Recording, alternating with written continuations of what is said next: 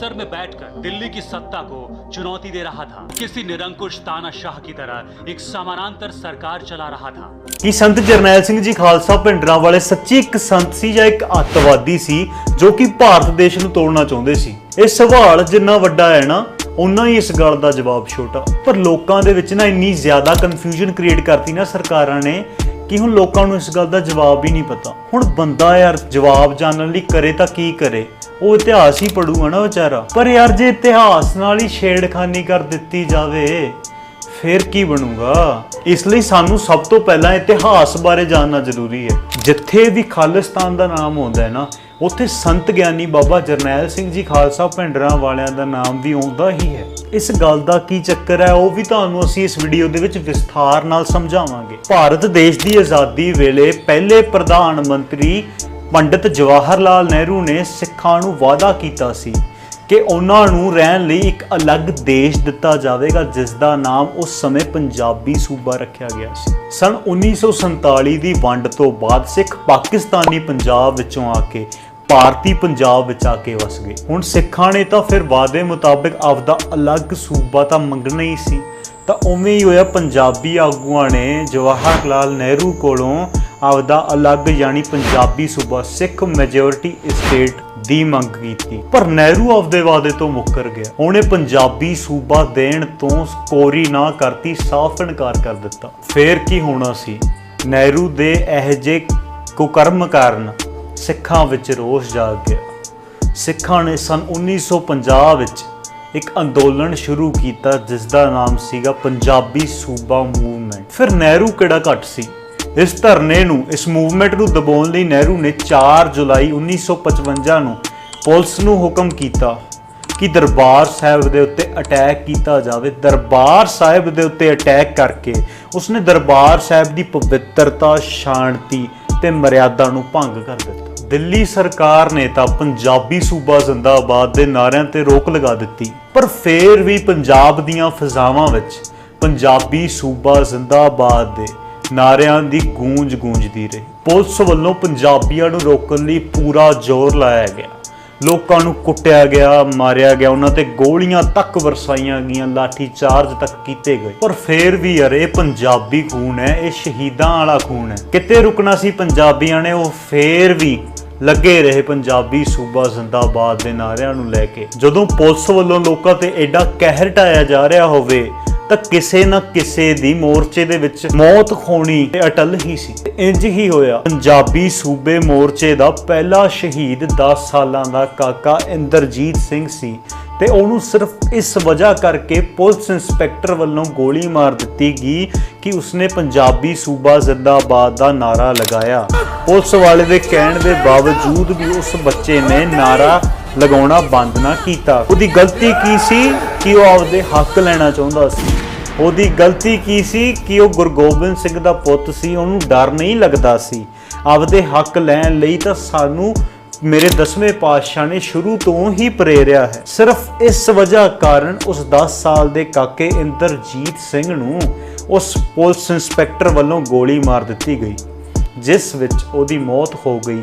ਤੇ ਸਿਰਫ ਗੋਲੀ ਹੀ ਨਹੀਂ ਮਾਰੀ ਗਈ, ਉਸਨੂੰ ਗੋਲੀ ਮਾਰਨ ਤੋਂ ਬਾਅਦ ਉਸ ਬੱਚੇ ਦੀ ਲਾਸ਼ ਨੂੰ ਖੂਹ ਵਿੱਚ ਸੁੱਟ ਦਿੱਤਾ ਗਿਆ। ਜਿਵੇਂ ਜਿਵੇਂ ਸਿੱਖਾਂ ਉੱਤੇ ਅਤਿਆਚਾਰ, ਪੰਜਾਬੀਆਂ ਉੱਤੇ ਅਤਿਆਚਾਰ ਵੱਧ ਹੋਣ ਲੱਗ ਪਿਆ ਤੇ ਸ਼ਹੀਦੀਆਂ ਜ਼ਿਆਦਾ ਹੋਣ ਲੱਗ ਪਈਆਂ, ਉਵੇਂ ਹੀ ਹੌਲੀ ਹੌਲੀ ਮੂਵਮੈਂਟ ਜਿਹੜੀ ਹੈਗੀ ਆ ਪੰਜਾਬੀ ਸੂਬਾ ਮੂਵਮੈਂਟ, ਉਹ ਰਫ਼ਤਾਰ ਆਪਦੀ ਘਟਾਉਂਦੀ ਗਈ, ਉਸ ਦੀ ਗਤੀ ਘਟਦੀ ਗਈ। ਹੌਲੀ ਕਰਕੇ ਪੰਜਾਬੀ ਸੂਬਾ ਮੂਵਮੈਂਟ ਬੰਦ ਹੀ ਹੋ ਗਈ। ਹੁਣ ਆਪਾਂ ਗੱਲ ਕਰਨੀ ਹੈ ਸੰਤ ਜਰਨੈਲ ਸਿੰਘ ਜੀ ਖਾਲਸਾ ਭਿੰਡਰਾਂਵਾਲਿਆਂ ਦੀ। ਸੰਤ ਗਿਆਨੀ ਬਾਬਾ ਜਰਨੈਲ ਸਿੰਘ ਜੀ ਖਾਲਸਾ ਭਿੰਡਰਾਂਵਾਲਿਆਂ ਦਾ ਜਨਮ ਸਨ 1947 ਵਿੱਚ ਪਿੰਡ ਰੋਡੇ ਵਿਖੇ ਪਿਤਾ ਜੋਗਿੰਦਰ ਸਿੰਘ ਤੇ ਮਾਤਾ ਨਿਹਾਲ ਕੌਰ ਦੀ ਕੁੱਖੋਂ ਹੋਇਆ। ਸੰਤ ਗਿਆਨੀ ਬਾਬਾ ਜਰਨੈਲ ਸਿੰਘ ਜੀ ਖਾਲਸਾ ਭਿੰਡਰਾਂਵਾਲਿਆਂ ਨੇ ਪੌਣੇ 5 ਸਾਲ ਦੀ ਉਮਰ ਵਿੱਚ ਅੰਮ੍ਰਿਤ ਛਕ ਕੇ ਆਪਦੇ ਆਪ ਨੂੰ ਸਿੰਘ ਸਜਾਇਆ। ਜਰਨੈਲ ਤੋਂ ਜਰਨੈਲ ਸਿੰਘ ਬਣੇ। ਸਨ 1962 ਦੀ ਗੱਲ ਹੈ। ਬਾਬਾ ਗੁਰਬਚਨ ਸਿੰਘ ਜੀ ਭਿੰਡਰਾਂਵਾਲੇ ਸੰਤ ਜਰਨੈਲ ਸਿੰਘ ਜੀ ਦੇ ਘਰੇ ਗਏ। ਉਦੋਂ ਸੰਤ ਜਰਨੈਲ ਸਿੰਘ ਜੀ ਦੀ ਬਾਲ ਅਵਸਥਾ ਵਿੱਚ ਹੀ ਸਨ, ਕਾਫੀ ਛੋਟੀ ਉਮਰ ਸੀ ਸੰਤਾਂ ਦੀ। ਉਦੋਂ ਖੈਰ ਇੱਕ ਛੋਟੇ ਬੱਚੇ ਸੀ ਜਿਹਦਾ ਨਾਮ ਜਰਨੈਲ ਸੀ, ਜਰਨੈਲ ਸਿੰਘ। ਉਦੋਂ ਇਹਨਾਂ ਦੇ ਘਰੇ ਜਾ ਕੇ ਇਹਨਾਂ ਦੇ ਮਾਤਾ ਪਿਤਾ ਨੂੰ ਬਾਬਾ ਗੁਰਬਚਨ ਸਿੰਘ ਜੀ ਭਿੰਡਰਾਂਵਾਲੇ ਕਹਿੰਦੇ ਨੇ ਕਿ ਮੈਨੂੰ ਆਪਦਾ ਇੱਕ ਭੁਜੰਗੀ ਦੇ ਦਿਓ। ਉਦੋਂ ਸੰਤਾਂ ਦੇ ਪਿਤਾ ਜੀ ਯਾਨੀ ਕਿ ਜਰਨੈਲ ਸਿੰਘ ਜੀ ਦੇ ਪਿਤਾ ਬਾਬਾ ਜੋਗਿੰਦਰ ਸਿੰਘ ਜੀ ਨੇ ਸੰਤ ਗਿਆਨੀ ਬਾਬਾ ਗੁਰਬਚਨ ਸਿੰਘ ਜੀ ਭਿੰਡਰਾਂ ਵਾਲਿਆਂ ਨੂੰ ਕਿਹਾ ਸਾਰੇ ਭੁਜੰਗੀ ਤੁਹਾਡੇ ਨੇ, ਕੋਈ ਮਰਜ਼ੀ ਲੈ ਜਾਓ। ਉਦੋਂ ਉਹਨਾਂ ਦੀ ਮਾਤਾ ਜੀ ਨੇ ਕਿਹਾ ਕਿ ਤੁਸੀਂ ਜਰਨੈਲ ਸਿੰਘ ਨੂੰ ਲੈ ਜਾਓ, ਕਿਉਂਕਿ ਇਹ ਬਹੁਤ ਘੱਟ ਬੋਲਦਾ ਤੇ ਸਾਰਾ ਦਿਨ ਮਨ ਦੇ ਵਿੱਚ ਵਾਹਿਗੁਰੂ ਵਾਹਿਗੁਰੂ ਵਾਹਿਗੁਰੂ ਵਾਹਿਗੁਰੂ ਦਾ ਸਿਮਰਨ ਹੀ ਕਰਦਾ। ਫਿਰ ਸੰਤ ਗਿਆਨੀ ਬਾਬਾ ਗੁਰਬਚਨ ਸਿੰਘ ਜੀ ਭਿੰਡਰਾਂ ਵਾਲੇ ਜਰਨੈਲ ਸਿੰਘ ਜੀ ਨੂੰ ਦਮਦਮੀ ਟਕਸਾਲ ਵਿੱਚ ਲੈ ਆਏ। ਦਮਦਮੀ ਟਕਸਾਲ ਦੇ ਵਿੱਚ ਹੀ ਸੰਤਾਂ ਦੀ ਅਗਲੀ ਪੜ੍ਹਾਈ ਗੁਰਮਤ ਵਿੱਦਿਆ ਪ੍ਰਾਰੰਭ ਕੀਤੀ ਗਈ। ਉੱਥੇ ਹੀ ਉਹਨਾਂ ਨੇ ਗੁਰਮਤ ਦਾ ਗਿਆਨ ਪ੍ਰਾਪਤ ਕੀਤਾ। ਬਾਬਾ ਗੁਰਬਚਨ ਸਿੰਘ ਜੀ ਭਿੰਡਰਾਂ ਵਾਲੇ ਦਮਦਮੀ ਟਕਸਾਲ ਦੇ 12ਵੇਂ ਮੁਖੀ ਸਨ। ਉਹਨਾਂ ਤੋਂ ਬਾਅਦ ਸੰਤ ਗਿਆਨੀ ਬਾਬਾ ਕਰਤਾਰ ਸਿੰਘ ਜੀ ਭਿੰਡਰਾਂ ਵਾਲੇ ਮੁਖੀ ਬਣੇ, ਜੋ ਕਿ ਦਮਦਮੀ ਟਕਸਾਲ ਦੇ 13ਵੇਂ ਮੁਖੀ ਰਹੇ। ਸੰਤ ਗਿਆਨੀ ਬਾਬਾ ਕਰਤਾਰ ਸਿੰਘ ਜੀ ਭਿੰਡਰਾਂ ਵਾਲਿਆਂ ਦਾ ਇੱਕ ਵਾਰ ਟਰੱਕ ਦੇ ਨਾਲ ਟਕਰਾ ਕੇ ਰੋਡ ਐਕਸੀਡੈਂਟ ਹੋ ਗਿਆ ਸੀ। ਉਹਨਾਂ ਨੂੰ ਹਸਪਤਾਲ ਵਿੱਚ ਦਾਖਲ ਕਰਵਾਇਆ ਗਿਆ। ਉੱਥੇ ਡਾਕਟਰ ਨੇ ਸਿਰਫ ਇੱਕ ਇਲਾਜ ਦੱਸਿਆ, ਕਹਿੰਦਾ ਤੁਹਾਡਾ ਆਪਰੇਸ਼ਨ ਕਰਨਾ ਪਊ, ਪਰ ਉਹਦੇ ਲਈ ਸਾਨੂੰ ਤੁਹਾਡੇ ਕੇਸ ਕੱਟਣੇ ਪੈਣਗੇ ਸਰੀਰ ਤੇ ਸੰਤ ਗਿਆਨੀ ਬਾਬਾ ਕਰਤਾਰ ਸਿੰਘ ਜੀ ਭਿੰਡਰਾਂ ਵਾਲਿਆਂ ਨੇ ਇਨਕਾਰ ਕਰ ਦਿੱਤਾ ਕਿ ਮੈਂ ਆਪਦੇ ਕੇਸ ਨਹੀਂ ਕਟਵਾਉਂਗਾ, ਮੈਂ ਆਪਦੇ ਰੋਮਾਂ ਦੇ ਕੇਸਾਂ ਦੀ ਬੇਅਦਬੀ ਨਹੀਂ ਕਰਵਾਉਂਗਾ। ਜੇ ਉਦਣ ਸੰਤ ਗਿਆਨੀ ਬਾਬਾ ਕਰਤਾਰ ਸਿੰਘ ਜੀ ਆਪਰੇਸ਼ਨ ਲਈ ਰਾਜ਼ੀ ਹੋ ਜਾਂਦੇ ਤਾਂ ਡਾਕਟਰ ਦੇ ਮੁਤਾਬਿਕ ਉਹਨਾਂ ਦੀ ਜਾਨ ਬਚ ਜਾਂਦੀ, ਪਰ ਸੰਤ ਗਿਆਨੀ ਬਾਬਾ ਕਰਤਾਰ ਸਿੰਘ ਜੀ ਭਿੰਡਰਾਂ ਵਾਲੇ ਕਹਿੰਦੇ ਮੈਂ ਕੇਸ ਨਹੀਂ ਕਟਵਾਉਂਗਾ। ਜੇ ਮੈਂ ਤੁਹਾਨੂੰ ਸੰਤ ਗਿਆਨੀ ਬਾਬਾ ਕਰਤਾਰ ਸਿੰਘ ਜੀ ਭਿੰਡਰਾਂ ਵਾਲਿਆਂ ਦਾ ਅੰਤਮ ਇਨਸੀਡੈਂਟ ਮੈਂ ਜ਼ਿਆਦਾ ਤੁਹਾਨੂੰ ਵਿਸਥਾਰ ਦੇ ਵਿੱਚ ਸਮਝਾਉਣ ਲੱਗ ਜਾਊਂਗਾ ਤਾਂ ਫਿਰ ਵੀਡੀਓ ਬਹੁਤ ਜ਼ਿਆਦਾ ਲੰਬੀ ਬਣ ਜਾਵੇਗੀ।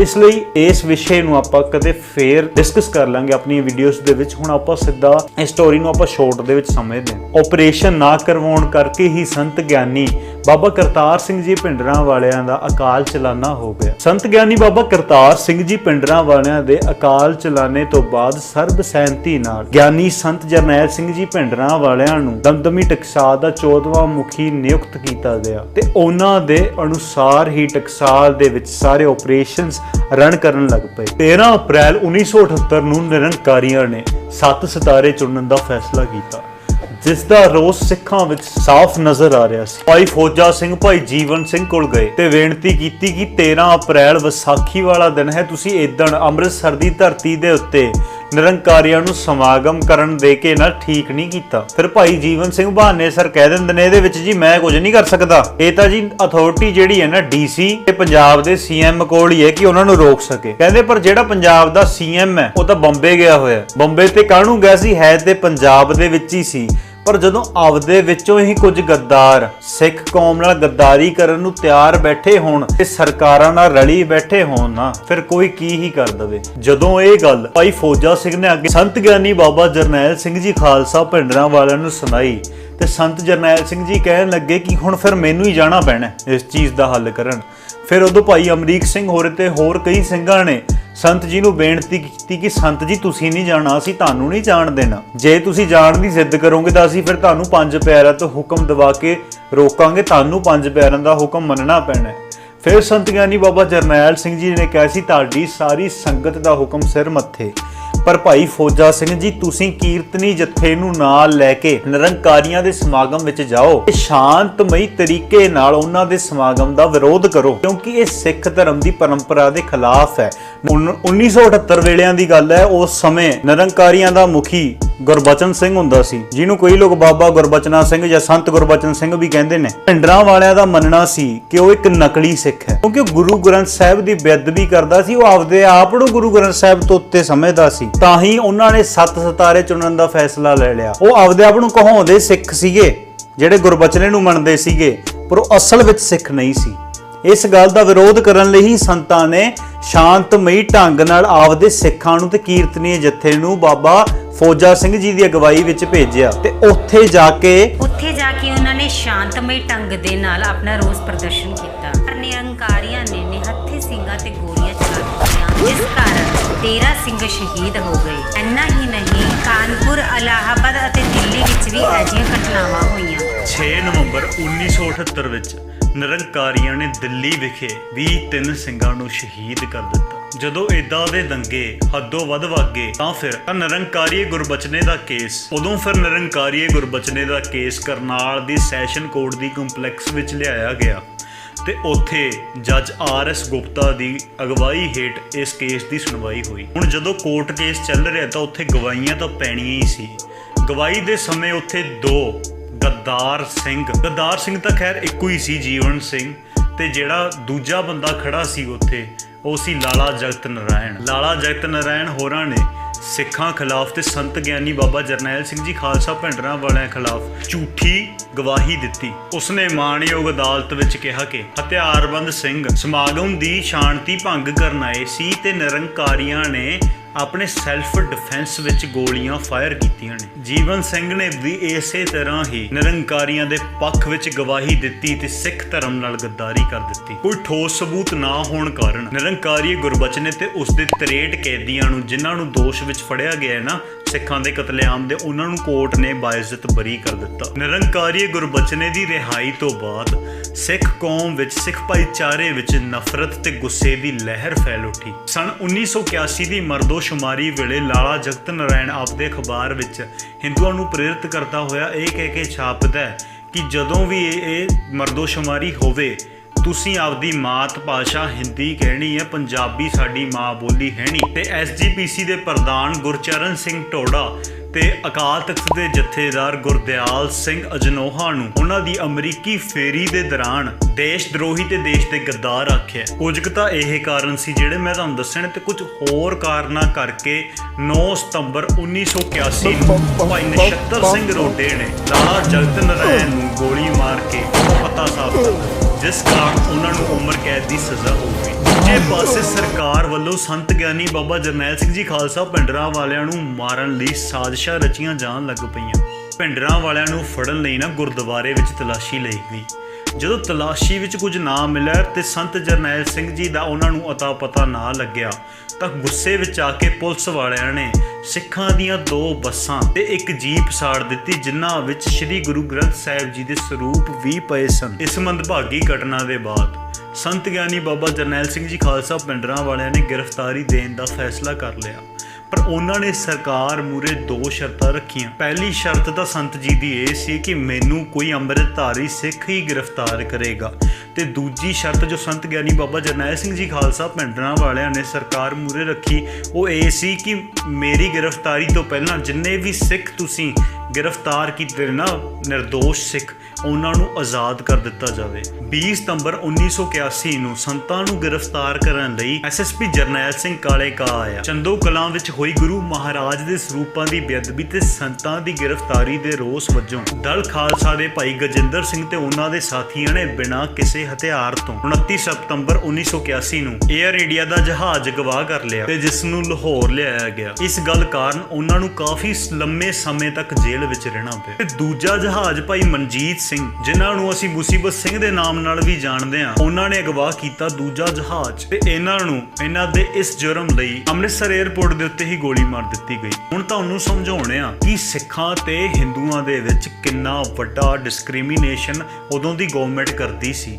ਜਦੋਂ ਬੀਬੀ ਇੰਦਰਾ ਗਾਂਧੀ ਨੂੰ ਗ੍ਰਿਫਤਾਰ ਕੀਤਾ ਗਿਆ ਸੀਗਾ ਨਾ, ਤਾਂ ਉਦੋਂ ਭੋਲੇਨਾਥ ਪਾਂਡੇ ਤੇ ਦਵਿੰਦਰ ਪਾਂਡੇ ਨੇ ਵੀ ਹਵਾਈ ਜਹਾਜ਼ ਨੂੰ ਹਾਈਜੈਕ ਕੀਤਾ ਸੀ, ਜਿਸ ਦੇ ਸਿੱਟੇ ਵਜੋਂ ਉਹਨਾਂ ਨੂੰ ਸਨ 1980 ਵਿੱਚ ਇੰਦਰਾ ਗਾਂਧੀ ਨੇ MLA ਦੀਆਂ ਸੀਟਾਂ ਦੇ ਕੇ ਨਵਾਜਿਆ। ਕੰਮ ਤਾਂ ਸੇਮ ਹੀ ਹੈ, ਪਰ ਉਹੀ ਕੰਮ ਜੇ ਕੋਈ ਹਿੰਦੂ ਕਰੇ ਤੇ ਉਹ ਸਰਕਾਰੀ ਇੰਦਰਾ ਗਾਂਧੀ ਲਈ ਕਰੇ, ਹਿੰਦੂਆਂ ਦੀ ਕੁੜੀ ਇੰਦਰਾ ਗਾਂਧੀ ਲਈ ਕਰੇ ਤਾਂ ਉਹ ਸਹੀ ਹੈ, ਪਰ ਜੇ ਉਹੀ ਕੰਮ ਕੋਈ ਸਿੱਖ ਕਰੇ, ਆਪਦੀ ਕੌਮ ਲਈ ਕਰੇ, ਤਾਂ ਉਹ ਗੱਦਾਰ ਹੈ, ਉਹ ਮਕਾਰ ਹੈ, ਉਹ ਦੇਸ਼ ਦਰੋਹੀ ਹੈ। ਉਹਨੂੰ ਜਾਂ ਤਾਂ ਗੋਲੀ ਮਾਰ ਕੇ ਤੁਸੀਂ ਮਾਰ ਦਿਓ ਜਾਂ ਫਿਰ ਉਹਨੂੰ ਜੇਲ੍ਹਾਂ ਵਿੱਚ ਪਾ ਕੇ ਉਹਨੂੰ ਉਮਰ ਕੈਦ ਵਰਗੀਆਂ ਸਜ਼ਾਵਾਂ ਸੁਣਾ ਦਿਓ। ਯਾਰ ਇੰਨਾ ਵੱਡਾ ਜਿਹੜਾ ਡਿਸਕ੍ਰਿਮੀਨੇਸ਼ਨ ਹੈ ਇਹ ਸਰਕਾਰਾਂ ਨੇ ਕੀਤਾ। ਹੁਣ ਲੋਕ ਕਹਿੰਦੇ ਨੇ ਵੀ ਸੰਤ ਗਿਆਨੀ ਬਾਬਾ ਜਰਨੈਲ ਸਿੰਘ ਜੀ ਖਾਲਸਾ ਭਿੰਡਰਾਂ ਵਾਲੇ ਹਿੰਦੂਆਂ ਦੇ ਖਿਲਾਫ ਸੀ, ਤੇ ਉਸ ਗੱਲ ਦਾ ਜਵਾਬ ਵੀ ਤੁਹਾਨੂੰ ਇਸ ਵੀਡੀਓ ਦੇ ਵਿੱਚ ਮੈਂ ਦਊਂਗਾ, ਫੁੱਲ ਪ੍ਰੂਫ ਨਾਲ ਦਊਂ, ਫੁੱਲ ਫੈਕਟ ਨਾਲ ਦਊਂ, ਤਾਂ ਵੀਡੀਓ ਦੇ ਵਿੱਚ ਬਣੇ ਰਹੋ, ਬੋਰ ਨਾ ਹੋ। ਇਤਿਹਾਸ ਕਾਫੀ ਜ਼ਿਆਦਾ ਨਾ ਇੰਟਰਸਟਿੰਗ ਹੈ ਜੇ ਉਹਨੂੰ ਸਮਝਣ ਦੀ ਕੋਸ਼ਿਸ਼ ਕੀਤੀ ਜਾਵੇ। ਜਿਹੜਾ ਇਤਿਹਾਸ ਤੁਹਾਨੂੰ ਕੋਈ ਕਿਤਾਬਾਂ ਵਿੱਚ ਜਾਂ ਕਿਤੋਂ ਵੀ ਤੁਹਾਨੂੰ ਕੋਈ ਹੋਰ ਪੜ੍ਹਾਇਆ ਜਾ ਰਿਹਾ ਨਾ, ਉਹ ਤੁਹਾਨੂੰ ਨਾ ਇੱਕ ਚੇਂਜ ਕੀਤਾ ਹੋਇਆ ਇਤਿਹਾਸ ਪੜ੍ਹਾਇਆ ਜਾ ਰਿਹਾ, ਜੋ ਸਰਕਾਰਾਂ ਨੇ ਆਪਦੇ ਹਿਸਾਬ ਨਾਲ ਮੋਲਡ ਕੀਤਾ ਹੋਇਆ ਕਿ ਯਾਰ ਇਹਨਾਂ ਨੂੰ ਪਤਾ ਹੀ ਨਾ ਲੱਗੇ ਕਿ ਅਸਲ ਵਿੱਚ ਹੋਇਆ ਕੀ। ਉਹਨਾਂ ਨੇ ਸੰਤ ਗਿਆਨੀ ਬਾਬਾ ਜਰਨੈਲ ਸਿੰਘ ਜੀ ਖਾਲਸਾ ਭਿੰਡਰਾਂ ਵਾਲਿਆਂ ਨੂੰ ਦੋਸ਼ੀ ਦਿਖਾਉਣਾ, ਉਹਨਾਂ ਨੇ ਉਹਨਾਂ ਨੂੰ ਅੱਤਵਾਦੀ ਦਿਖਾਉਣਾ, ਉਹਨਾਂ ਨੇ ਉਹਨਾਂ ਨੂੰ ਗੁੰਡਾ ਦਿਖਾਉਣਾ, ਉਹ ਕਿਵੇਂ ਮਰਜ਼ੀ ਦਿਖਾਉਣ। ਸਾਡੇ ਹਿੰਦੁਸਤਾਨ ਦੀ ਇੱਕ ਸਭ ਤੋਂ ਵੱਡੀ ਗੱਲ ਜ਼ਰੂਰ ਯਾਦ ਰੱਖਿਓ ਕਿ ਮੰਤਰੀਆਂ ਲਈ ਕਾਨੂੰਨ ਹੋਰ ਹੈ ਤੇ ਜਨਤਾ ਲਈ ਕਾਨੂੰਨ ਹੋਰ ਹੈ। ਜਦੋਂ ਭਾਰਤ ਦਾ ਗ੍ਰਹਿ ਮੰਤਰੀ ਇਹ ਬਿਆਨ ਦੇ ਦੇ ਕਿ 20 ਹਿੰਦੂਆਂ ਨੂੰ ਇੱਕ ਸਿੱਖ ਆਉਂਦਾ ਹੈ ਤਾਂ ਉਹਦੇ ਖਿਲਾਫ ਕੋਈ ਕਾਰਵਾਈ ਨਹੀਂ ਹੈਗੀ, ਕੋਈ ਇਹਨਾਂ ਦੇ ਖਿਲਾਫ ਪਰਚਾ ਨਹੀਂ, ਕੋਈ ਕੁਝ ਨਹੀਂ। ਪਰ ਜਦੋਂ ਉਹੀ ਬਿਆਨ ਸੰਤ ਗਿਆਨੀ ਬਾਬਾ ਜਰਨੈਲ ਸਿੰਘ ਜੀ ਭਿੰਡਰਾਂ ਵਾਲੇ ਦੇ ਦੇਣ ਕਿ ਇੱਕ ਸਿੱਖ ਨੂੰ 25 ਹਿੰਦੂ ਆਉਂਦੇ ਨੇ, ਉਦੋਂ ਕਾਰਵਾਈ ਹੈ, ਉਹਨਾਂ ਦੇ ਖਿਲਾਫ ਕਾਰਵਾਈ ਕੀਤੀ ਗਈ ਹੈ। ਇਸ ਬਿਆਨ ਨੂੰ ਲੈ ਕੇ ਸੰਤਾਂ ਨੂੰ ਹਜੇ ਤੱਕ ਫਿਰਕਾ ਪ੍ਰਸਤ ਹਿੰਦੂਆਂ ਦਾ ਵਿਰੋਧੀ, ਵੈਰੀ, ਦੁਸ਼ਮਣ, ਦੇਸ਼ ਦਾ ਗੱਦਾਰ ਕਹਿ ਕੇ ਵੀ ਪ੍ਰਚਾਰਿਆ ਜਾਂਦਾ ਹੈ। ਹੁਣ ਉਹਨੇ ਆਪਾਂ ਆਪਦੀ ਬੈਕ ਟੂ ਸਟੋਰੀ ਤੇ ਸਟੋਰੀ ਆਪਾਂ ਕਿੱਥੇ ਸੀਗੇ ਕਿ ਸੰਤ ਜਰਨੈਲ ਸਿੰਘ ਜੀ ਭਿੰਡਰਾਂ ਵਾਲਿਆਂ ਨੂੰ ਗ੍ਰਿਫਤਾਰੀ ਉਹਨਾਂ ਨੇ ਦੇਤੀ ਸੀ ਆਪਦੀ, ਠੀਕ ਹੈ, ਗ੍ਰਿਫਤਾਰ ਕਰ ਲਿਆ ਗਿਆ ਸੀਗਾ।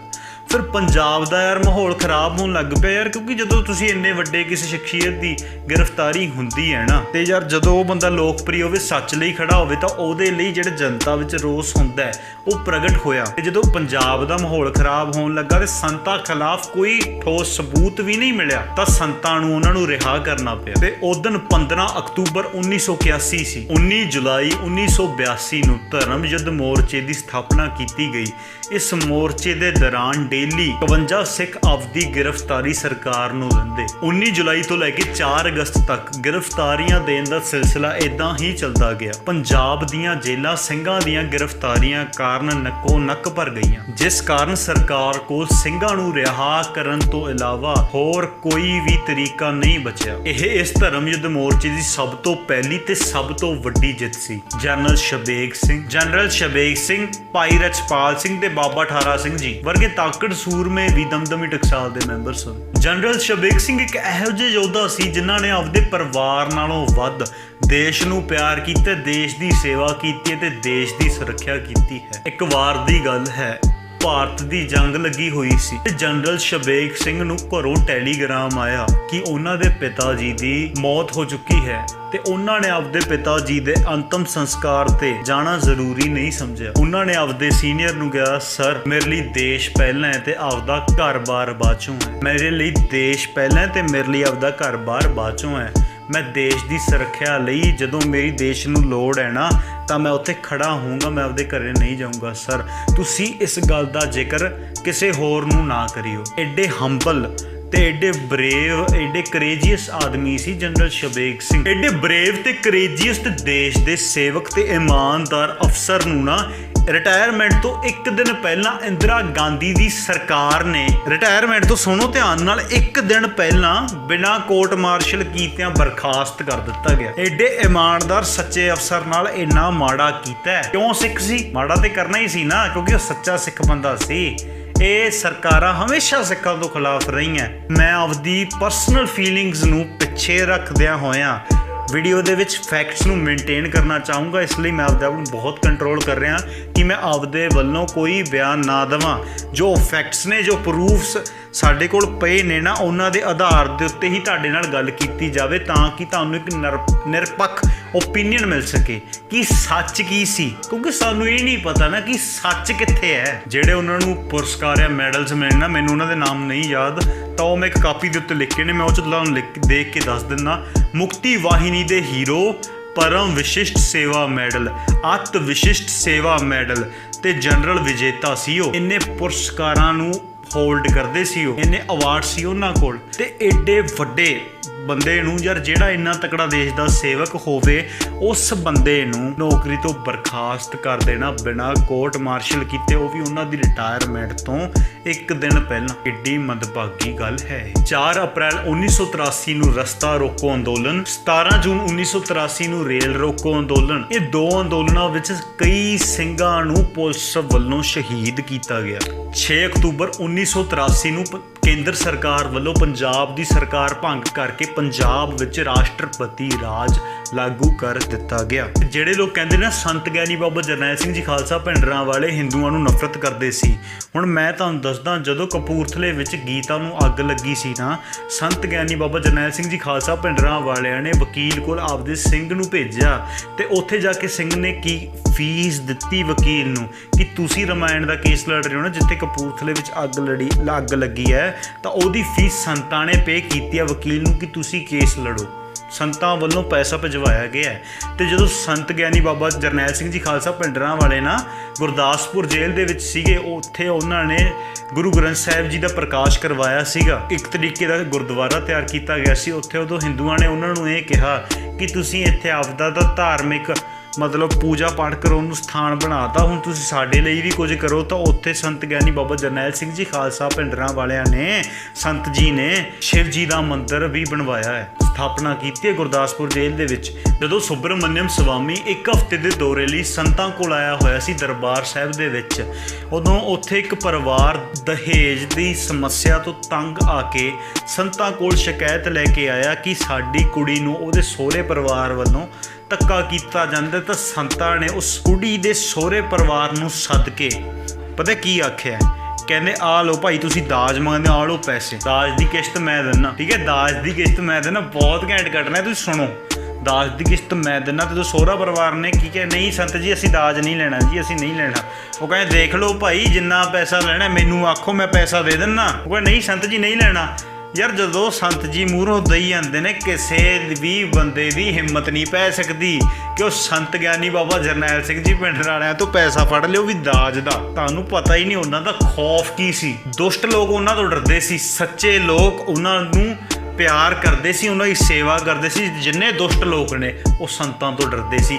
ਤਾਂ ਹੀ ਕਹਿੰਦੇ ਨੇ ਵੀ ਵੈਰੀਆਂ ਨੂੰ ਤਾਂ ਸੰਤਾਂ ਦੀ ਤਸਵੀਰ ਤੋਂ ਅੱਜ ਵੀ ਡਰ ਲੱਗਦਾ। ਤੇ ਉਦੋਂ ਜਦੋਂ ਉਹਨਾਂ ਨੇ ਕਹਿਣਾ ਅਸੀਂ ਨਹੀਂ ਲੈਣਾ ਸੰਤ ਜੀ, ਸੰਤ ਜਰਨੈਲ ਸਿੰਘ ਜੀ ਨੇ ਇੱਕ ਗੱਲ ਕਹੀ, ਕਹਿੰਦੇ ਭਾਈ ਕੁੜੀ ਨੂੰ ਫਿਰ ਦਾਜ ਲਈ ਤੰਗ ਕਿਉਂ ਕਰਦੇ ਹੋ? ਗੱਲ ਸੁਣ ਲਓ ਮੇਰੀ, ਇਹ ਮੇਰੀ ਧੀ ਹੈ, ਜੇ ਇਹਨੂੰ ਹੁਣ ਦਾਜ ਲਈ ਤੰਗ ਕੀਤਾ ਨਾ ਤਾਂ ਦੇਖ ਲਿਓ, ਜੇ ਦਾਜ ਲੈਣਾ ਤਾਂ ਮੇਰੇ ਕੋਲ ਮੰਗੋ, ਹੁਣ ਲੈ ਲਓ ਜਿੰਨਾ ਲੈਣਾ। ਪਰ ਮੈਨੂੰ ਪਤਾ ਲੱਗਿਆ ਵੀ ਹੁਣ ਤੁਸੀਂ ਦਾਜ ਲੈ ਨਹੀਂ ਰਹੇ ਤੇ ਇਹਨੂੰ ਕੁੜੀ ਨੂੰ ਬਾਅਦ ਚੋਂ ਜਾ ਕੇ ਤੰਗ ਕੀਤਾ ਤੇ ਮੇਰੇ ਕੋਲ ਸ਼ਿਕਾਇਤ ਆਈ। ਹੁਣ ਤਾਂ ਮਸਲਾ ਪਿਆਰ ਨਾਲ ਨਿਪਟਾ ਰਿਹਾ, ਫਿਰ ਮਸਲੇ ਦਾ ਹੱਲ ਸਖਤੀ ਨਾਲ ਹੋਊ। ਦਾਜ ਦੀਆਂ ਸਮੱਸਿਆ ਤੱਕ ਨੂੰ ਸੰਤ ਗਿਆਨੀ ਬਾਬਾ ਜਰਨੈਲ ਸਿੰਘ ਜੀ ਆਪ ਦੂਰ ਕਰਿਆ ਕਰਦੇ ਸੀ। ਜਿਹੜੇ ਕੋਰਟ ਦੇ ਕੰਮ ਸੀ, ਲੋਕ ਕੋਰਟ ਨਹੀਂ ਜਾਂਦੇ ਸੀ ਕਿਉਂਕਿ ਉਹਨਾਂ ਨੂੰ ਪਤਾ ਤਰੀਕਾ ਪੈਂਦੀਆਂ। ਵੱਡੇ ਤੋਂ ਵੱਡਾ ਮਸਲਾ ਸੰਤ ਗਿਆਨੀ ਬਾਬਾ ਜਰਨੈਲ ਸਿੰਘ ਜੀ ਖਾਲਸਾ ਭਿੰਡਰਾਂ ਵਾਲਿਆਂ ਕੋਲ ਆਉਂਦਾ ਤੇ ਉਹਨਾਂ ਦੀ ਅਗਵਾਈ ਹੇਠ ਸੁਲਝ ਜਾਂਦਾ ਸੀਗਾ। ਐਡੀ ਮਹਾਨ ਸ਼ਖਸੀਅਤ ਸੀ। ਲੋਕਾਂ ਦਾ ਕੋਰਟਾਂ ਤੋਂ ਵਿਸ਼ਵਾਸ ਉੱਠ ਚੁੱਕਿਆ ਸੀ ਵੀ ਇੱਥੇ ਸਾਨੂੰ ਇਨਸਾਫ ਨਹੀਂ ਮਿਲਣਾ। ਭਿੰਡਰਾਂ ਵਾਲਿਆਂ ਦੇ ਦਰ ਤੇ ਇਨਸਾਫ ਮਿਲਦਾ ਸੀ। ਜਦੋਂ ਕਿਸੇ ਵੀ ਬੰਦੇ ਦੀ ਕੁੜੀ ਚੱਕੀ ਜਾਂਦੀ ਨਾ, ਉਹ ਸੰਤ ਗਿਆਨੀ ਬਾਬਾ ਜਰਨੈਲ ਸਿੰਘ ਜੀ ਕੋਲ ਆਉਂਦਾ, ਕਹਿੰਦਾ ਯਾਰ ਸਾਡੀ ਧੀ ਨੂੰ ਚੱਕ ਕੇ ਲੈ ਗਏ ਸੰਤ ਜੀ, ਸਾਡੀ ਕੁੜੀ ਦੀ ਇੱਜ਼ਤ ਬਚਾਓ।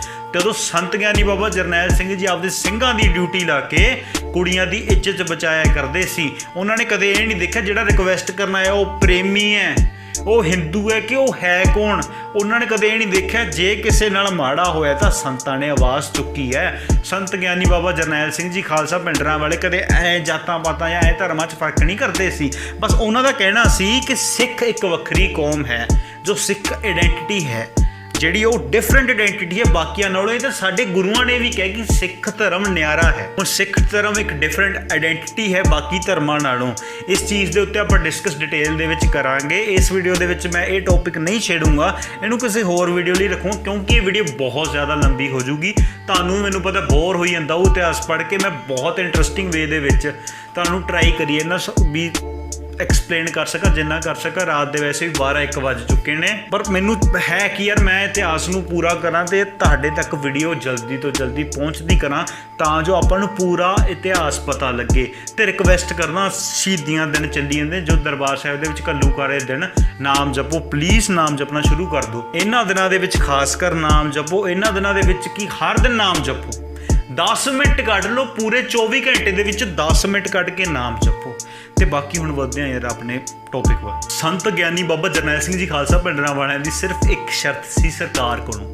ਉਹ ਸ਼ਰਤ ਕੀ ਸੀ ਕਿ ਉਹ ਅਨੰਦਪੁਰ ਦਾ ਮਤਾ, Anandpur Sahib resolution act pass ਕਰਾ ਦੇਣ, ਉਹਨੂੰ ਮੰਨ ਲੈਣ। ਉਸ ਮਤੇ ਵਿੱਚ 52 ਗੱਲਾਂ ਲਿਖੀਆਂ ਗਈਆਂ ਸੀ। ਮੈਂ ਉਹ ਤੁਹਾਨੂੰ 52 ਦੀਆਂ 52 ਗੱਲਾਂ ਅਗਲੀ ਵੀਡੀਓ ਦੇ ਵਿੱਚ ਤੁਹਾਡੇ ਸਾਹਮਣੇ ਲੈ ਕੇ ਵੀ ਆਵਾਂਗੇ ਕਿ ਅਨੰਦਪੁਰ ਰੈਜ਼ੋਲੂਸ਼ਨ ਐਕਟ ਕੀ ਸੀ, ਇਹਦੇ ਵਿੱਚ ਕੀ ਕੀ ਗੱਲਾਂ ਸੀ। ਕਿਉਂਕਿ ਕੋਈ ਮਾੜੀ ਚੀਜ਼ ਤੇ ਹੈ ਨਹੀਂ ਸੀ ਜਿਹਨੂੰ ਲੋਕਾਂ ਨੇ ਹਊਆ ਬਣਾ ਕੇ ਧਰਤਾ ਯਾਰ ਇਹ ਕੋਈ ਮਾੜੀ ਚੀਜ਼ ਹੈ। ਇਹਦੇ ਵਿੱਚ ਕੋਈ ਮਾੜੀ ਚੀਜ਼ ਨਹੀਂ। ਇੱਕ ਚੀਜ਼ ਨੂੰ ਅਗਲੀ ਵੀਡੀਓ ਦੇ ਵਿੱਚ ਐਕਸਪਲੇਨ ਕਰਾਂਗੇ। ਇਹ ਵੀਡੀਓ ਨੂੰ ਮੈਂ ਸ਼ੋਰਟ ਕਰਨ ਦੀ ਕੋਸ਼ਿਸ਼ ਕਰ ਰਿਹਾ, ਇਸ ਲਈ ਬਹੁਤ ਜ਼ਿਆਦਾ ਇੰਪੋਰਟੈਂਟ ਟੌਪਿਕਸ ਨੂੰ ਮੈਂ ਅਗਲੀਆਂ ਆਉਣ ਵਾਲੀਆਂ ਵੀਡੀਓਜ਼ ਦੇ ਵਿੱਚ ਲਿਆਵਾਂਗੇ। ਚੈਨਲ ਨੂੰ ਸਬਸਕ੍ਰਾਈਬ ਕਰ ਲਓ ਜੇ ਨਹੀਂ ਕੀਤੀ। ਸਿੱਖ ਇਤਿਹਾਸ ਦੇ 6 ਸਭ ਤੋਂ ਕਾਲੇ ਦਿਨ 1 ਜੂਨ ਤੋਂ ਲੈ ਕੇ 6 ਜੂਨ ਤੱਕ ਜਿਹੜੇ ਘੱਲੂਘਾਰੇ ਚੱਲਦੇ ਨੇ, ਸਭ ਤੋਂ ਵੱਧ ਕਾਲੇ ਦਿਨ ਨੇ ਸਿੱਖ ਕੌਮ ਲਈ। ਇੰਦਰਾ ਗਾਂਧੀ ਦੀ ਕਾਂਗਰਸ ਪਾਰਟੀ ਸਰਕਾਰ ਵੱਲੋਂ ਸਿੱਖਾਂ ਦੇ ਉੱਤੇ ਜੋ ਕਹਿਰ ਢਾਇਆ ਗਿਆ ਨਾ, ਉਹ ਨਜਾਇਜ਼ ਸੀ। 1 ਜੂਨ ਤੋਂ ਹਮਲੇ ਸ਼ੁਰੂ ਹੋਏ, 6 ਚੱਲੇ ਤਾਂ ਹਮਲੇ 10 ਦਿਨ ਨੇ। 10 days of terror, ਇਹਨੂੰ ਫੋਰਨ ਦੇ ਅਖਬਾਰਾਂ ਨੇ ਇਹ ਨਾਮ ਦਿੱਤਾ 10 days of terror।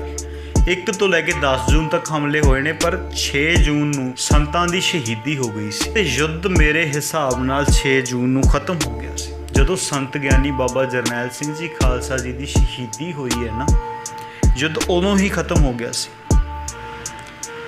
ਤੇ ਸੰਤ ਗਿਆਨੀ ਬਾਬਾ ਜਰਨੈਲ ਸਿੰਘ ਜੀ ਖਾਲਸਾ ਪਿੰਡਰਾਂ ਵਾਲਿਆਂ ਨੂੰ ਕਿਹਾ ਗਿਆ ਸੀ ਸਰਕਾਰ ਵੱਲੋਂ ਕਿ ਤੁਸੀਂ ਦਰਬਾਰ ਸਾਹਿਬ ਛੱਡ ਕੇ ਆ ਜਾ, ਤੇਰੀ ਜਾਨ ਬਖਸ਼ੀ ਜਾਊ। ਉਹਨਾਂ ਨੂੰ 200 ਕਰੋੜ ਤੱਕ ਦਾ ਆਫਰ ਦਿੱਤਾ ਗਿਆ ਸੀ। ਇਹ ਮੈਂ ਪਹਿਲਾਂ ਵੀਡੀਓ ਦੇ ਵਿੱਚ ਨਹੀਂ ਕਵਰ ਕੀਤਾ, ਐਂਡ ਲਈ ਤੁਹਾਨੂੰ ਰੱਖਿਆ ਸੀ ਦੱਸਣ ਨੂੰ ਕਿ KS ਬਰਾੜ ਦੀ ਤੁਸੀਂ ਬੁੱਕ ਪੜ੍ਹ ਸਕਦੇ ਹੋ, ਆਪਰੇਸ਼ਨ ਬਲੂ ਸਟਾਰ ਦੀ ਟਰੂ ਸਟੋਰੀ। ਤੁਹਾਨੂੰ ਉਹਦੇ ਵਿੱਚ ਗੱਲਾਂ ਵੀ ਲਿਖੀਆਂ ਮਿਲ ਜਾਣਗੀਆਂ ਕਿ ਸੰਤਾਂ ਨੂੰ ਆਫਰ ਮਿਲਿਆ ਸੀ 200 ਕਰੋੜ ਦਾ ਆਫਰ, ਠੀਕ ਹੈ। ਤੇ ਨਾਲੇ ਉਹਨਾਂ ਨੇ ਇੱਕ ਆਫਰ ਸੀਗਾ ਕਿ ਤੁਹਾਨੂੰ ਕੋਈ ਵੀ ਦੇਸ਼ 'ਚ ਵਗ ਜਾਓ, ਤੁਸੀਂ ਦੇਸ਼ ਛੱਡ ਕੇ ਵਗ ਜਾਓ, ਸਾਰੇ ਦੇਸ਼ਾਂ ਦੇ ਵੀਜ਼ੇ ਫ੍ਰੀ ਨੇ, ਕਿਸੇ ਮਰਜ਼ੀ ਦੇਸ਼ 'ਚ ਚਲੇ ਜਾਓ, ਬਸ ਪੰਜਾਬ ਹਿੰਦੁਸਤਾਨ ਨੂੰ ਤੁਸੀਂ ਛੱਡ ਦਿਓ, ਪੰਜਾਬ ਹਿੰਦੁਸਤਾਨ ਨੂੰ ਛੱਡ ਦਿਓ, ਕਿਸੇ ਮਰਜ਼ੀ ਦੇਸ਼ 'ਚ ਵਗ ਜਾਓ, 200 ਕਰੋੜ ਰੁਪਈਆ ਦੇ ਦਾਂਗੇ। ਜੇ ਪੰਜਾਬ ਦੇ ਵਿੱਚ ਰਹਿਣਾ, ਅਸੀਂ ਤੁਹਾਨੂੰ ਪੰਜਾਬ ਦਾ CM ਤੱਕ ਬਣਾ ਦਿੰਦੇ ਹਾਂ ਆਪਦੀ ਸਰਕਾਰ ਵੱਲੋਂ, ਤੁਸੀਂ ਪੰਜਾਬ ਦਾ CM ਬਣ ਜਾਓ। ਪਰ ਸੰਤ ਗਿਆਨੀ ਬਾਬਾ ਜਰਨੈਲ ਸਿੰਘ ਜੀ ਕਿਸੇ ਦੀਆਂ ਚੱਪਲਾਂ ਚੱਟਣ ਵਾਲੇ ਨਹੀਂ ਸੀ। ਸਾਡੇ ਉਹਨਾਂ ਗੱਦਾਰ ਬੰਦਿਆਂ ਵਿੱਚੋਂ ਨਹੀਂ ਸੀ ਜਿਹੜੇ ਇੰਦਰਾ ਗਾਂਧੀ ਜੀ ਦੀਆਂ ਚੱਪਲਾਂ ਚੱਟਣ ਲੱਗ ਪਏ। ਉਹਨਾਂ ਵਿੱਚੋਂ ਤਾਂ ਸੰਤ ਗਿਆਨੀ ਬਾਬਾ ਜਰਨੈਲ ਸਿੰਘ ਜੀ ਕਦੇ ਵੀ ਨਹੀਂ ਸੀ। ਉਹਨਾਂ ਨੇ ਕਿਹਾ ਗੁਰੂ ਦਾ ਲੜ ਨਹੀਂ ਛੱਡਣਾ, ਗੁਰੂ ਦਾ ਨਮਕ ਖਾਧਾ, ਨਮਕ ਹਰਾਮ ਨਹੀਂ ਕਰਨਾ ਸੀ ਗੁਰੂ ਦਾ। ਅਸੀਂ ਦਰਬਾਰ ਸਾਹਿਬ ਦੇ ਵਿੱਚੋਂ ਨਹੀਂ ਜਾਂਦੇ। ਅਸੀਂ ਤਾਂ ਕਹਿੰਦੇ ਆਪਦਾ ਜਿਹੜਾ ਜੀਵਨ ਹੈ, ਕਹਿੰਦੇ ਨਹੀਂ ਬਹੁਤ ਜਨਮ ਵਿਛੜੇ ਤੇ ਮਾਧੋ ਇਹ ਜਨਮ ਤੁਮਾਰੇ ਲੇਖੇ। ਉਹਨਾਂ ਨੇ ਆਪਦਾ ਜਨਮ ਸਾਰਾ ਲੇਖੇ ਲਾਤਾ ਸਿੱਖ ਕੌਮ ਦੇ। ਸਿੱਖ ਕੌਮ ਦੇ ਜਦੋਂ ਜਨਮ ਲੇਖੇ ਲਾਤਾ, ਬੰਦੇ ਨੂੰ ਮੌਤ ਦਾ ਕੋਈ ਡਰ ਨਹੀਂ। ਉਹ ਬੰਦੇ ਯਾਰ ਸੰਤ ਜੀ 101 ਜਪਜੀ ਸਾਹਿਬ ਦੇ ਪਾਠ ਨੇਤਾ ਪ੍ਰਤੀ ਤੇ 22 ਘੰਟੇ ਦਾ ਉਹਨਾਂ ਦਾ ਰੋਜ਼ਾਨਾ ਦਾ ਸਿਮਰਨ ਸੀ। ਜਦੋਂ ਇੰਨੀ ਆਰਮੀ ਮੂਹਰੇ ਖੜੀ ਹੋਵੇ ਤੁਹਾਡੇ ਮੇਰੇ ਵਰਗੇ ਬੰਦੇ ਦੀਆਂ ਉੱਥੇ ਲੱਤਾਂ ਕੰਬਣੀਆਂ, ਸਿਰਫ ਸੰਤ ਜੀ ਸੀ ਜਿਨ੍ਹਾਂ ਨੇ 250 ਸਿੱਖਾਂ ਨਾਲ ਦੇਖ ਲਓ ਮੁਕਾਬਲਾ ਕੀਤਾ ਡਟ ਕੇ।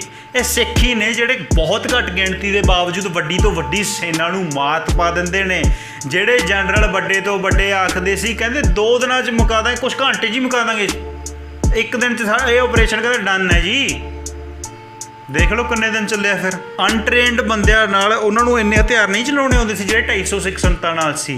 ਤੇ ਸਾਹਮਣੇ ਪੂਰੀ ਟ੍ਰੇਨਡ ਆਰਮੀ ਸੀ, ਕੱਲੀ ਇੰਡੀਅਨ ਆਰਮੀ ਨਹੀਂ, ਰਸ਼ੀਆ ਤੇ UK ਦੀ ਆਰਮੀ ਵਿੱਚ ਸੀ। ਇੰਦਰਾ ਗਾਂਧੀ ਨੇ ਬਾਹਰੋਂ ਸਪੋਰਟ ਮੰਗਾਈ ਗਈ ਹੈ। ਇਹਨਾਂ ਦੇ ਉੱਤੇ ਤੁਸੀਂ ਹੁਣ ਕਹੋਗੇ 1984 ਵਿੱਚ ਅਟੈਕ ਤਾਂ ਕਰਵਾਇਆ ਕਿ ਸੰਤ ਜੀਆਂ ਨੇ ਗੋਲਡਨ ਟੈਂਪਲ ਨਹੀਂ ਛੱਡਿਆ, ਤਾਂ ਸਾਡਾ ਅਕਾਲ ਤਖਤ ਅਟੈਕ ਹੈ, ਤਾਂ ਗੋਲਡਨ ਟੈਂਪਲ ਤੇ ਅਟੈਕ ਹੋਇਆ। ਤਾਂ ਤੁਸੀਂ ਬਹੁਤ ਵੱਡੀ ਨਾ ਗਲਤ ਫਹਿਮੀ ਦੇ ਸ਼ਿਕਾਰ ਹੋ ਜੇ ਤੁਸੀਂ ਇਸ ਗੱਲ ਦੇ ਵਿੱਚ ਯਕੀਨ ਕਰਦੇ ਹੋ।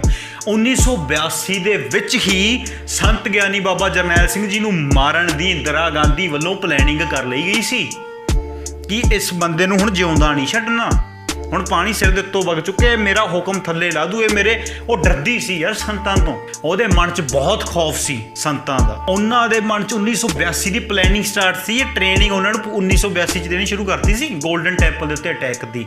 ਤੇ ਉਦੋਂ ਇਕੱਲੇ ਗੋਲਡਨ ਟੈਂਪਲ ਦੇ ਉੱਤੇ ਅਟੈਕ ਨਹੀਂ ਹੋਇਆ, ਕਈ ਹੋਰ ਸਾਰੇ ਗੁਰਦੁਆਰਿਆਂ ਦੇ ਉੱਤੇ ਅਟੈਕ ਹੋਇਆ। ਹਰੇਕ ਦੇ ਵਿੱਚ ਸੰਤ ਗਿਆਨੀ ਬਾਬਾ ਜਰਨੈਲ ਸਿੰਘ ਜੀ ਖਾਲਸਾ ਪਿੰਡਰਾਂ ਵਾਲੇ ਮੌਜੂਦ ਨਹੀਂ ਸਨ। ਇਹਨਾਂ ਗੱਲਾਂ ਨੂੰ ਸਮਝਿਆ ਜਾਵੇ ਕਿ ਉਹ ਅਟੈਕ ਸਿੱਖ ਕੌਮ ਦੇ ਉੱਤੇ ਸੀ। ਜਿੱਦਣ ਗੁਰੂ ਅਰਜਨ ਦੇਵ ਜੀ ਸਾਹਿਬ ਜੀ ਦਾ ਸ਼ਹੀਦੀ ਪੁਰਬ ਸੀ 3 ਜੂਨ ਨੂੰ, ਉਦਣ ਇੰਦਰਾ ਗਾਂਧੀ ਨੇ ਸਵੇਰੇ ਕਰਫਿਊ ਹਟਾਤਾ ਕਿ ਸਾਰੇ ਸਿੱਖ ਸ਼ਰਧਾਲੂ ਦਰਬਾਰ ਸਾਹਿਬ ਵਗ ਜਾਣ, ਤੇ ਸ਼ਾਮੀ ਨਾਲ ਦੀ ਨਾਲ ਲਾਤਾ ਕਿ ਸਾਰੇ ਸਿੱਖ ਹੀ ਇਕੱਠੇ ਹੋਏ ਨੇ। ਪਤਾ ਹੈ ਨਾ ਵੀ ਗੋਲਡਨ ਟੈਂਪਲ ਜਰ ਸਿੱਖ ਇਕੱਠੇ ਹੁੰਦੇ ਨੇ ਇਹੋ ਜਿਹੇ ਮੌਕਿਆਂ ਦੇ ਉੱਤੇ ਕਿ ਸਾਰੇ ਸਿੱਖਾਂ ਨੂੰ ਇੱਕ ਵਾਰ 'ਚ ਨਿਪਟਾ ਦਿਓ, ਇਹਨਾਂ 2% ਨੂੰ ਖਤਮ ਕਰ ਦਿਓ। ਤੇ ਬਾਅਦ 'ਚੋਂ ਗੱਲਾਂ ਬਣਾਤੀਆਂ ਕਿ ਸੰਤਾਂ ਨੇ ਉਹਨਾਂ ਨੂੰ ਸ਼ਰਧਾਲੂਆਂ ਨੂੰ ਬਾਹਰ ਨਹੀਂ ਆਉਣ ਦਿੱਤਾ। ਨਹੀਂ ਬਈ, ਸੰਤਾਂ ਨੇ ਤਾਂ ਆਪਦੇ ਜਿਹੜੇ ਉਹਨਾਂ ਦੇ ਨਾਲ ਲੋਕ ਸੀ ਉਹਨਾਂ ਨੂੰ ਵੀ ਕਹਿਤਾ ਸੀ ਜਿਹੜੇ ਤੁਹਾਡੇ ਚੋਂ ਛੱਡਣਾ ਚਾਹੁੰਦੇ, ਜਿਨ੍ਹਾਂ ਨੂੰ ਜਾਨ ਗੁਰੂ ਨਾਲੋਂ ਵੱਧ ਪਿਆਰੀ ਹੈ, ਉਹ ਤੁਸੀਂ ਜਾ ਸਕਦੇ ਹੋ ਛੱਡ ਕੇ। ਮੈਂ ਕਿਸੇ ਨੂੰ ਫੋਰਸ ਨਹੀਂ ਕਰਦਾ, ਮੈਂ ਤਾਂ ਆਪ ਗੁਰੂ ਲਈ ਆਪਦਾ ਜੀਵਨ ਲੇਖੇ ਲਾਇਆ। ਉਹਨਾਂ ਦੀ ਅਗਵਾਈ 'ਚ 250 ਸਿੱਖਾਂ ਨੇ ਆਪ ਆਪਦੀ ਮਨਜ਼ੂਰੀ ਨਾਲ ਆਪਦੀ ਜਾਨ ਵਾਰੀ ਹੈ, ਉਹ ਸ਼ਹੀਦ ਹੋਏ ਨੇ। ਕੁਛ ਕੁ ਤਾਂ ਐਸੇ ਲੋਕ ਨੇ ਜਿਹੜੇ ਹੱਥ ਖੜੇ ਕਰਕੇ ਆ ਗਏ ਸੀ ਜਿਨ੍ਹਾਂ ਨੂੰ ਜਾਨ ਵੱਧ ਪੈ ਰਹੀ ਸੀ ਸਿੱਖ ਕੌਮ ਦੇ ਏਡੇ ਕੀ ਸ਼ਬਦ ਮੈਂ ਵਰਤਣਾ 'ਚ ਫਾਇਦਾ ਨਹੀਂ, ਡਰਪੋਕਤਾ ਦਿਖਾਈਆਂ ਉਹਨਾਂ ਨੇ, ਆਪਦੀ ਮਾਨਸਿਕਤਾ ਦਿਖਾਈ ਹੈ ਕਿ ਅਸੀਂ ਕਿਸ ਮਾਨਸਿਕਤਾ ਦੇ ਪ੍ਰਾਣੀ ਆ। ਅਸੀਂ ਗੁਰੂ ਲਈ ਜੀਵਨ ਨਹੀਂ ਲਾ ਸਕਦੇ, ਅਸੀਂ ਸਿਰਫ ਵੱਡੀਆਂ ਵੱਡੀਆਂ ਗੱਲਾਂ ਕਰ ਸਕਦੇ ਹਾਂ। ਠੀਕ ਹੈ, ਇਹ ਸਭ ਫਾਲਤੂ ਦੀਆਂ ਚੀਜ਼ਾਂ। ਸਾਨੂੰ ਸੰਤਾਂ ਦੇ ਵਿਚਾਰਧਾਰਾ ਨੂੰ ਸਮਝਣਾ ਚਾਹੀਦਾ ਹੈ। ਸੰਤਾਂ ਦੀ ਵਿਚਾਰਧਾਰਾ ਕੀ ਸੀ, ਇਹ ਮੈਂ ਕੁਝ 2-4 ਮਿੰਟਾਂ ਦੇ ਵਿੱਚ ਵੀਡੀਓ ਨੂੰ ਸਮਾਪਤ ਕਰਨਾ ਚਾਹੂੰਗਾ।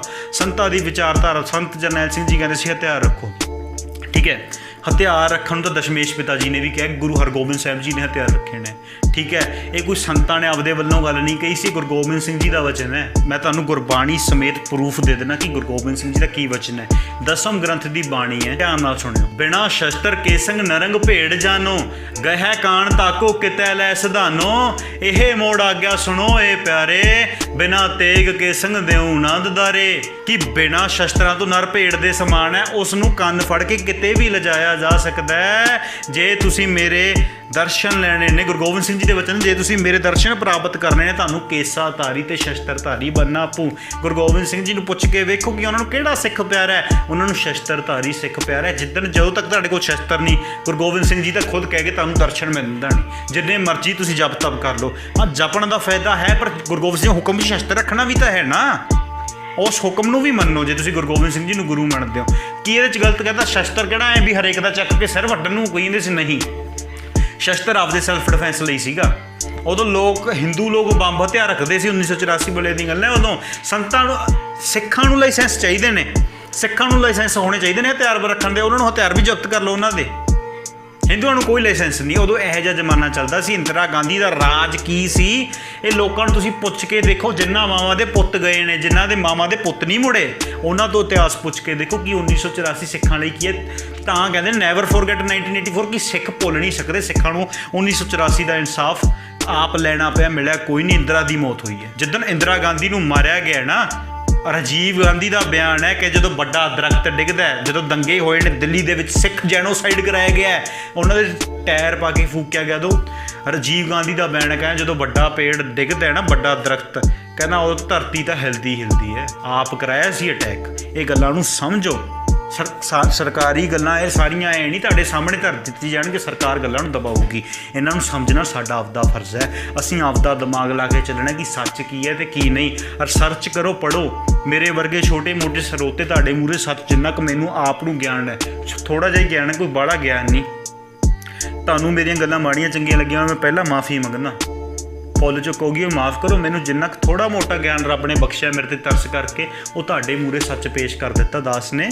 ਵਾਹਿਗੁਰੂ ਜੀ ਕਾ ਖਾਲਸਾ।